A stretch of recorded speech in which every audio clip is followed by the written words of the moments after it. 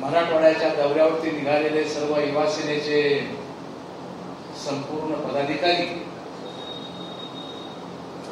संपर्क नेते, दादा, दोन्ही जिल्हा प्रमुख, ज्येष्ठ नेते बाबासाहेब, अभिमन्यू आणि सर्व महिला भगिनी आणि सर्व युवा सैनिक आणि शिवसैनिक बंधू, आज या ठिकाणी संपर्क मंत्री म्हणून या जिल्ह्याची जबाबदारी योगेशजीकडे या ठिकाणी दिलेली आहे. जिल्ह्याच्या बाबतीमध्ये त्यांचा आज हा पहिला दौरा आणि या दौऱ्याच्या अनुषंगाने मला शिवसैनिकांना भेटलं पाहिजे. शिवसैनिकाला भेटता नाही आलं तरी कमीत कमी पदाधिकाऱ्यांना तरी भेटला पाहिजे. या उद्देशाने त्यांनी संपूर्ण प्रमुख पदाधिकाऱ्यांना, भाऊसाहेबांनी, विजय पाटलांनी, दादानी आणि युवा सेनेचे अमोल आणि शैलेश आणि सर्व अजय, गणेश या सर्व पदाधिकाऱ्यांनी युवा सेनेचा हा मेळावा या ठिकाणी बोलवला. खरं तर संघटन हा कधीही न थांबणारा विषय आहे. आपण जर थांबलो तर संघटन थांबेल. आपण जर ढीम झालो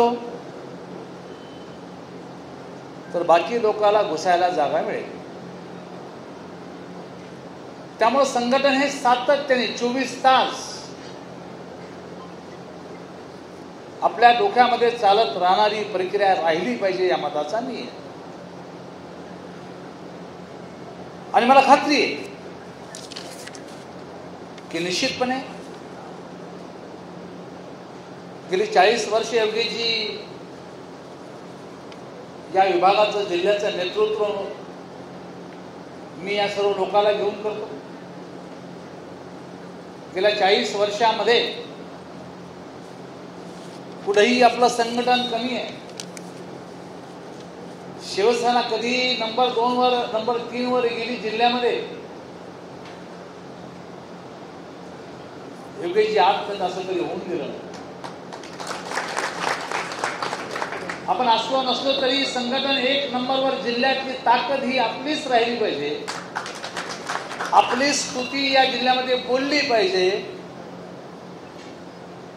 आता गेली 40 वर्ष माननीय शिवसेना प्रमुखांच्या आशीर्वादाने आपल्याशिवाय राजकीय क्षेत्रातला पत्ता सुद्धा या जिल्ह्यातला हलू शकत नाही अशा प्रकारचं संघटन या जिल्ह्यामध्ये निश्चितपणे आम्ही या ठिकाणी बांधलं. मग त्यामध्ये भाई असतील, गजानन कीर्तीकर असतील, मिर्लेकर असतील किंवा अनेक नेते मंडळी या ठिकाणी आली. त्या सर्वांच्या नेतृत्वामध्ये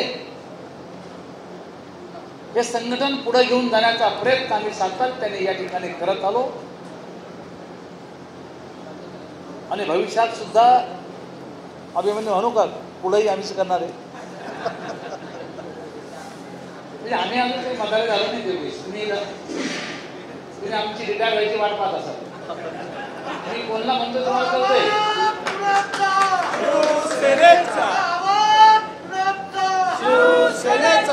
मी कोणाबद्दल बोलतो तुम्हाला कळत असेल.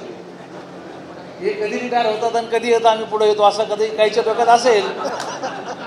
पण अजून बरोबर, हे माझे समर्थक, हे बा असे समर्थक पाहिजे. दादू तुझे सांग बरं कुठे समर्थक, सांगा मला. युवकांचे कुठे समर्थक तुमचे? काय हरकत नाही, आम्हाला आनंद आहे. आम्हाला आनंद. हा दीपक तिकडून हात वर करतो, पाहायला घेतो. पण निश्चितपणे हा काळ तुमचा आहे. पुढचा येणारा काळ तुमचा आहे. जिल्हा परिषद असेल, महानगरपालिका असेल, पंचायत समित्या असेल, या सर्व गोष्टीमध्ये आपण या ठिकाणी एक चांगलं काम उभा करायची जबाबदारी आपण या ठिकाणी घेतलेली आहे. आणि तरुण छावा ज्याला आपण या ठिकाणी म्हणतो, योगेश सारखा हा मंत्री, संपर्क मंत्री म्हणून आपल्याला या ठिकाणी लाभले. निश्चितपणे योगेशजीच्या सहकार्याने, योगेशजीच्या पुढाकाराने या ठिकाणी मी तुम्हाला शब्द देतो योगेशजी की जिल्हा परिषद, पंचायत समिती आणि महानगरपालिका या संपूर्ण क्षेत्रावरती भगवा 100% फडकवला जाईल ही ग्वाही तुम्हाला या संपूर्ण प्रमुख पदाधिकाऱ्याच्या माध्यमातून या ठिकाणी मी देऊ इच्छितो. एक तर जिल्हा आता 5 MLA आपले, युतीचे 5ही आमदार आहेत, शिवसेनेचे 2 आहेत, उर्वरित भाजपाचे आहेत. जिल्हा परिषद पंचायत समितीला काही अडचण नाही. महानगरपालिका आहे, महानगरपालिकेमध्ये वातावरण तयार झालेलं आहे. आपण कामाला लागलेलो आहे. जसे आपण कामाला लागलो तसे कालपासून काही लोक कामाला लागलेले आहेत. नाहक आपली बदनामी करण्याच्या कामाला काही लोक लागलेले आहेत. त्यामुळं त्यांना बसर येणारा मी आहे, तिची काळजी तुम्ही करू नका. त्यांना दाखवायची जागा, त्यामुळे तिची तुम्ही चिंता करू नका. तुमचा सेनापती धाडशी आहे, तुमचा सेनापती खंबीर आहे. हम तुम्हारे साथ हैं, हम तुम्हारे साथ हैं. त्यामुळे कितीही बदनाम्या करण्याचा प्रयत्न जर केला तर आमच्यावर काही त्याचा परिणाम पडेल असं मला अजिबात माझ्या चेहऱ्यावरून तुम्हाला वाटणार नाही, तुम्हालाही वाटणार नाही. माझे चेहरे सर्व खंबीर आहेत. आणि आज तर निश्चितपणे दुधात साखर म्हणलं तर योगेशसारखा सहकारी जे आमच्या अंग खांद्यावरती खेळले भाई, आणि आम्ही अत्यंत जिवलग मित्र आणि मित्राचा मुलगा नेतृत्व करतो, यापेक्षा दुसरा आनंद आम्हाला आमच्या आयुष्यामध्ये काय असू शकणार आहे. आणि त्यामुळे निश्चितपणे आनंद आहे की मुलं मोठी होत असताना, मुलं नेतृत्व करत असताना पाहताना एक वेगळा आनंद. मी भाईशी रात्री बोलणार आहे. त्यांच्या सर्व मागही ज्यावेळेस आले होते त्यावेळेस भाईला मी पूर्णपणे अहवाल दिला होता. आजही भाईला मी अहवाल देईल. तो निश्चितपणे एक आनंद, काका म्हणून मला एक आनंद वेगळा आहे की आपली मुलं अशा पद्धतीने आता या ठिकाणी नेतृत्व करायला लागली. आणि आत्ता मला असं वाटतं की आता खरंच रिटायर व्हायची पाळी आता आमची. जेव्हा मुलं जेव्हा निश्चितपणे अशा पद्धतीने हे काम करतात, त्यामुळं ते करू. आता काय करायचं, आपण आता पुढं मतदारसंघ बांधणार आहे आणि या संपूर्ण याच्यामध्ये युवकांचं योगदान हे महत्त्वाचं. आणि मला आनंद आहे की युवा सेना मैदानात उतरली. शिंदे तुम्ही मैदानामध्ये या ठिकाणी उतरले. ही आमची ज्ञानाची मुलगी, आमची पोरगी, आमचा बीडचा यायचं ना बाजीराव, हे सर्व मंडळी या संपूर्ण मराठवाड्यामध्ये गावोगाव या ठिकाणी जाऊ लागली. माननीय श्रीकांतजी शिंदे यांच्या नेतृत्वामध्ये एक वेगळा झंझावात युवकांचा या आपल्या संपूर्ण मराठवाड्यामध्ये निर्माण करण्याचा प्रयत्न या ठिकाणी निश्चितपणे सुरू आहे. शिवसेनेची विचारधारा, शिवसेनेची संस्कृती, शिवसैनिक समाजसेवा या सर्व गोष्टी आपल्याला सर्वाला आत्मसात झालेल्या आहेत. त्या फार मोठ्या प्रमाणामध्ये आत्मसात करून घेण्याचं काम हे करावं लागणार आहे. शाळा असेल, आरोग्य असेल, रोजगार असेल, सामाजिक कार्य असेल, या सर्व बाबीवर तुम्हाला विचार करावा लागणार. नेता कसा घडतो? उगाच घडतो का नेता? तुम्हाला प्रत्येकाच्या सुखादुःखामध्ये सहभागी व्हावं लागेल, कार्यकर्त्यांच्या सुखादुःखात सहभागी व्हावं लागेल, तर आणि तरच तुमच्या पाठीमागं युवकांची फळी या ठिकाणी उभा राहू शकते. युवकांची जागरूकता अत्यंत आवश्यक. आज आम्ही विषय घेतला युवकामध्ये होणाऱ्या ज्या बदल आहेत, ज्या काही नशाच्या बाबतीत आहे, त्या बाबतीमध्ये काही भूमिका माननीय योगीजींनी घेतली. आम्ही त्या बैठकीमध्ये विषय मांडले. आज बघताय आपण की सभागृहाच्या सभागृहाच्या माध्यमातून ज्या काही गोष्टी आपण या ठिकाणी केला त्याचा किती मोठ्या प्रमाणामध्ये परिणाम आपल्याला या ठिकाणी दिसून येतो हे तुम्ही समजून घ्या. आपण IPLच्या सट्ट्याबद्दल बोललो, रोज रेट चालू आहेत. रोज या ठिकाणी आपल्या बोलण्यामुळं मला अनेक महिलांचे फोन आले, मला अनेक पुरुषांचे फोन आले की या संदर्भाने आता IPLच्या बाबतीमध्ये तुम्ही खूप चांगल्या पद्धतीचा बघा. आपल्या नेत्याने एक प्रश्न उच्चारल्यानंतर हजारो लोक खुश होतात, हजारो लोकांवर त्याचा परिणाम होतो. मी IPLचा विषय मांडला आणि शहरामधलं वातावरण पूर्णतः या ठिकाणी बदलून गेलं. जी तरुण पिढी या विळख्यामध्ये अडकू लागली ती तरुण पिढी बाहेर काढण्याचा प्रयत्न आपण या ठिकाणी करत आहोत. त्यामुळे तुम्हाला हे करावं लागणार आहे. राजकीय संघर्ष आपल्या वाट्याला जरूर आलेला आहे. शिवसेनेच्या वाट्याला हा संघर्ष कायम आलेला आहे.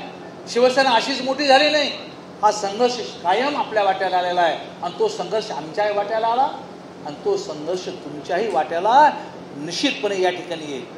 जो संघर्ष आम्ही या ठिकाणी बाईंनी असेल, आम्ही असा जो संघर्ष आम्ही केला, तो कदाचित संघर्ष तुमच्या वाट्याला नाही आला. आम्ही बैलगाडीमध्ये गेलो, आम्ही सायकलवरती गेलो, प्रसंगी पुरातून गेलो, प्रसंगी आम्ही ग्रामीण भागामध्ये मुक्कामाला राहिलो आणि शाखा स्थापन केल्या. आज तुम्हाला संपूर्ण सुखसोयी उपलब्ध आहेत. तुम्हाला पक्ष वाटेल ते द्यायला तयार आहेत. तुम्हाला फक्त लोकांपर्यंत जाणं आहे आणि ते लोकांपर्यंत जाण्याचं काम तुम्हाला निश्चितपणे या ठिकाणी करावं लागणार आहे. आणि मला खात्री आहे की या आगामी काळामध्ये आपण या सर्व गोष्टी करण्याचा प्रयत्न करू. एक नवीन आपल्याला नव्या उमेदीचा या ठिकाणी सहकार्य लाभला, याचा आनंद आम्हाला आहे. मी मगाशी म्हणलो की काही शक्ती कामाला लागलेल्या आहेत, आपल्याला बदनाम करण्याच्या कामाला लागलेल्या आहेत. कारखान्याच्याबद्दल काही या ठिकाणी बोलण्याचा प्रयत्न करतात. ज्या कारखान्यामध्ये फक्त माझे 69 लाख रुपयाचे शेअर्स आहेत, फक्त 7% माझी पार्टनरशिप आहे आणि त्या कारखान्यामध्ये रस्ता जाईल कुठून? जमिनून जाईल ना. आज माझ्या नाही गेलं तर कोणाच्या तरी जमिनून जाईल. ठीक आहे, माझं खुलं आव्हान आहे की माझ्या कारखान्यातून रस्ता मलाच आता जाऊन द्यायचा नाही. मीच तो रस्ता जाऊन देणार नाही. मी पत्र देऊन टाकेल की मला हा रस्ता जाऊन द्यायचा नाही. ठीक आहे, तुम्हाला कुठं करायचं तर करून टाका. म्हणजे अशा पद्धतीनं खोट्या काहीतरी हे करायच्या, कोर्टामध्ये जायचं, कोर्टामध्ये काहीतरी दाखल करायचं आणि मग ज्या कोर्टात दावे आहे म्हणून बँक आपल्याला फायनान्स करत नाही आणि कारखाना सुरू होत नाही. मला असं वाटतं या सर्व गोष्टी प्रश्न फक्त कामगारांच्या देण्याच्या संदर्भातला होता आणि कामगारांच्या देण्याच्या संदर्भामध्ये माननीय सुप्रीम कोर्टाने त्यामध्ये स्टे दिलेला आहे. अब जेव्हा प्रकरण न्यायपरिष्ठ आहे, सुप्रीम कोर्टाच्या समोर प्रकरण आहे, तर आपण काय करणार किंवा कोण काय करणार आहे? पण कोणीतरी कानं भरवतं आणि मग त्यामधून बदनामी. मग आम्हाला याच्यामध्ये संशय येतो की आमचे म्हणणारे काही आमच्यासोबत राहणारे आतून तिकडं आमच्या मित्रपक्षाचे लोक हात मिळून अशा पद्धतीचे धंदे करतात, काही आमच्या विरोधात धंदे करतात. ते कामाला लागलेत. याद राखा, काट अर्जुन खोतकर सोबत आहे. तुम्हाला एकाला मी सोडणार नाही. त्यामुळं निश्चितपणे तुमची बोलती पुढं बंद करायची ही मला चांगल्या पद्धतीनं कळतं. आणि पुढच्या कालखंडामध्ये हा जिल्हा शिवसेनामय या मानाने एकनाथ शिंदे साहेबांच्या नेतृत्वामध्ये शिवसेनामय आपल्याला कसा करायचा या संदर्भातला पूर्ण ताकदीने आपल्या सर्व पदाधिकाऱ्यांनी या ठिकाणी लागावं. खरं तर मी 2-3 दिवस इथं नव्हतो. झोल साहेबांचं ऑपरेशन झालं, दर्शनाचं ऑपरेशन झालं, त्यामुळं मला एक 8 दिवस मुंबईला राहावं लागलं.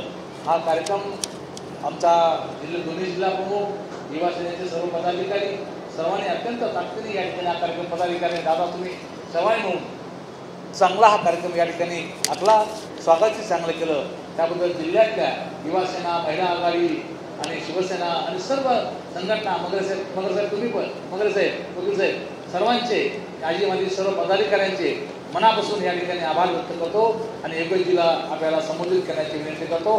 जय हिंद, जय महाराष्ट्र, धन्यवाद.